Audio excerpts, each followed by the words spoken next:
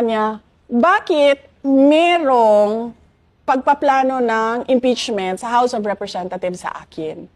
Meron akong confirmation na alam ni BBM yung charter change. So kung makikita ninyo, dito sa timeline, nandun na tayo sa AOM, October 3. Noong November, kung maalala ninyo, November 2023, paalis siya papuntang United States para sa APEC. Bago siya umalis, one day before, tinawagan ko si Senator Amy Marcos. Sabi ko sa kanya, samahan mo naman ako kasi kailangan ko kausapin si BBM. Kailangan ko isama si Senator Amy dahil hindi ko kaibigan si BBM. Katrabaho ko lang siya. Presidente lang siya para sa akin. Si Senator Amy, maayos kausap na tao. So, tsaka kapatid niya. So, nandun kami. Kinonfronta ko diretso si BBM. Sabi ko sa kanya, bakit merong pagpaplano ng impeachment sa House of Representatives sa akin?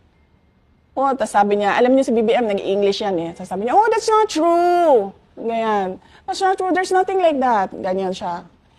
Tapos, natigil yung denial niya kasi sa sobrang daldal niya, lumabas sa bibig niya na ang prioridad daw is charter change.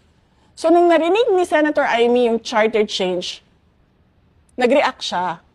Sabi niya, sa dami-dami ng problema ng ating bansa, bakit naging charter change na ang prioridad? Tapos sabi niya, no, this will be for the country because it's all about the economic provisions, ganyan.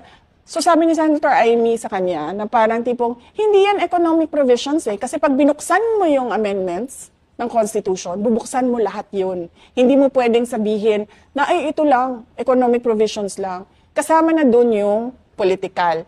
Doon kasi unang diniscuss na tatanggalin ang opisina ng Vice President at papahabain yung terms ng members of the House of Representatives.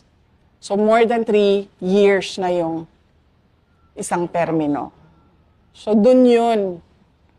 Na-confirm ko na alam ni BBM yung ginagawa, bilihan ng signature sa People's Initiative. Doon sa discussion namin kasama si Senator Amy Marcos. November of 2023 yun.